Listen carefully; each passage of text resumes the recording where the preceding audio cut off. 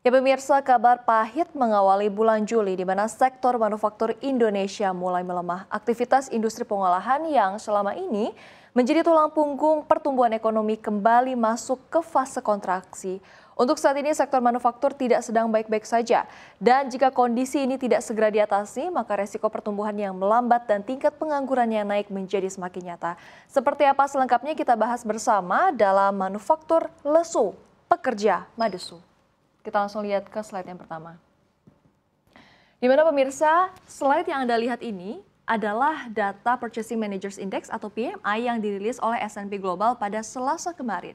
Di mana pemirsa dari sini terlihat PMI Manufaktur Indonesia pada bulan Juni 2025 turun lagi, kini di angka 46,9.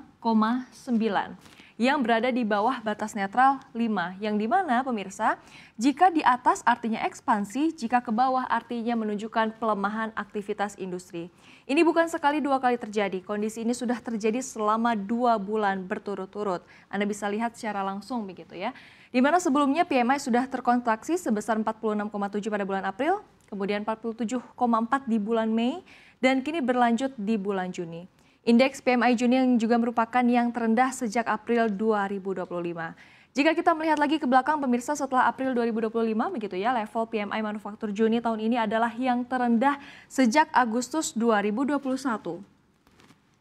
Atau 4 tahun lalu saat Indonesia ini begitu ya dihantam gelombang COVID-19 varian Delta di mana penurunan terjadi karena permintaan yang melambat baik dari dalam maupun dari luar negeri. Sejumlah pabrik ini juga melaporkan penurunan jumlah pesanan serta produksi yang mulai dibatasi. Hal ini tentunya berdampak langsung pada kebijakan tenaga kerja. Dan banyak perusahaan sekarang mulai batasi jam kerja karyawan, menunda proses rekrutmen, dan juga sebagian besar memilih untuk mempertahankan karyawan yang sudah ada dengan penyesuaian peran. Situasi ini memicu kekhawatiran bahwa kondisi buruh semakin tertekan di tengah ketidakpastian ekonomi. Di saat yang sama, nilai tukar rupiah yang melemah dan juga bunga kredit yang masih tinggi turut memberatkan operasional industri. Pengusaha terpaksa melakukan efisiensi untuk menjaga kas perusahaan tetap sehat. Dan Bank Indonesia ini memang sudah mengirimkan sinyal untuk menjaga stabilitas moneter. Tetapi di sisi lain, pelaku industri butuh dukungan yang lebih struktural, terutama dari segi fiskal, insentif pajak, dan juga kemudahan ekspor. Nah, melalui kondisi ini pemirsa, pengamat menilai kondisi ini tak bisa dianggap ringan. Jika kontraksi berlanjut, bukan tak mungkin akan ada lonjakan PHK di sektor industri pengolahan. Terlebih lagi kontribusi sektor ini terhadap PDB nasional mencapai sekitar 19%, sehingga setiap gejolaknya punya dampak domino ke sektor lain. Sebetulnya gejolak PHK sudah mulai terlihat. Kita simak slide selanjutnya ya pemirsa. Baik, lonjakan PHK kembali menjadi momok di tengah pemulihan ekonomi nasional. Hingga Mei 2025, pemirsa, Kementerian Ketenagakerjaan melaporkan lebih dari 26.000 pekerja di Indonesia mengalami pemutusan hubungan kerja. Bahkan Direktur Jenderal Pembinaan Hubungan Industrial dan juga Jaminan Sosial Tenaga Kerja Kementerian Ketenagakerjaan Indah Anggoro Putri mengungkapkan angkanya bertambah menjadi sekitar 30.000 orang. 30.000 orang hingga Juni 2025. Saat ini data PHK memang sedang difinalisasi dan juga akan dikonsolidasikan melalui Pusat Data dan Teknologi Informasi dan Badan Perencanaan dan Pengembangan Kemnaker. Provinsi Jawa Tengah ini mencatat jumlah PHK tertinggi menembus lebih dari 10.000 kasus, disusul Jakarta dan juga Riau dengan ribuan pekerja yang terdampak. Namun data ini dinilai belum mencakup keseluruhan realita di lapangan. Versi Asosiasi Pengusaha Indonesia atau APindo pemirsa kita lihat bersama ya. Untuk Januari hingga Maret 2025 ini melaporkan lebih dari 73.000 orang yang terdampak PHK. Dan ini hanya terjadi dalam 3 bulan pertama di tahun ini. Sementara kalangan serikat buruh ini menyebut angkanya bahkan sudah tembus 70.000 pekerja di PHK. PHK terus meningkat di awal 2025 dengan sektor manufaktur menjadi yang paling terdampak. Ini menimbulkan tekanan pada momentum pemulihan ekonomi.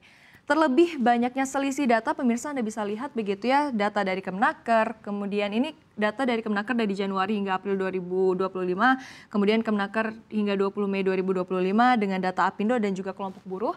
Ini ada selisih data yang kemudian memicu pertanyaan terhadap transparansi dan juga metodologi pencatatannya. Sementara itu, Kementerian Ketenagakerjaan mengungkapkan setidaknya ada 7 faktor utama pemicu PHK, mulai dari kerugian usaha, relokasi industri, efisiensi, hingga pelit.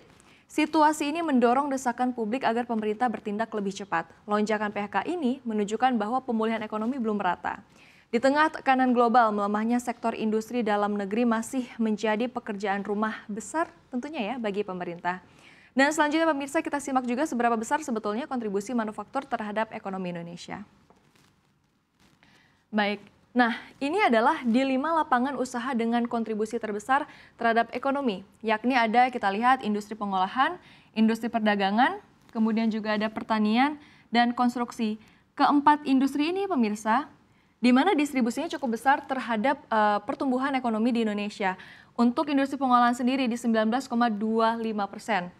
Kemudian untuk perdagangan di 13%, pertanian 12,66%, dan di konstruksi ini 9,84%.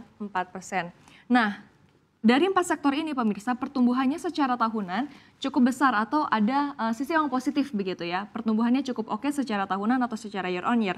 Sementara pertambangan dengan nilai distribusi yang cukup besar yakni di 8,99%, ternyata minus 1,23%. Nah, kita bahas lagi ke pengolahan pemirsa atau manufaktur begitu ya, di mana industri pengolahan ini menjadi yang paling utama, distribusinya cukup besar di 19,25% dan pertumbuhannya juga cukup besar di 4,55% secara tahunan. Nah, untuk industri pengolahan sendiri jika kita breakdown atau kita lebih detail lagi, untuk industri makanan dan juga minuman ini mencatatkan pertumbuhan sebesar 6,04%. Peningkatan ini terjadi berkat tingginya konsumsi selama bulan Ramadan dan juga Idul Fitri serta meningkatnya aktivitas industri penggilingan padi. Senada dengan itu pemirsa, industri logam dasar maksud kami ini tumbuh lebih tinggi yaitu 14,47%. Lonjakan ini dipicu oleh kenaikan permintaan ekspor, khususnya untuk komoditas besi dan baja yang terus meningkat di pasar global. Sementara itu industri kulit dan juga alas kaki ini juga mengalami pertumbuhan yang cukup signifikan sebesar 6,95%. Pertumbuhan di sektor-sektor ini sebetulnya menunjukkan bahwa industri pengolahan masih menjadi andalan dalam mendorong pertumbuhan ekonomi nasional, khususnya di tengah tantangan global yang terus berkembang. Ya, sektor manufaktur ini masih menjadi tulang punggung ekonomi, namun saat ini berada dalam tekanan yang cukup berat.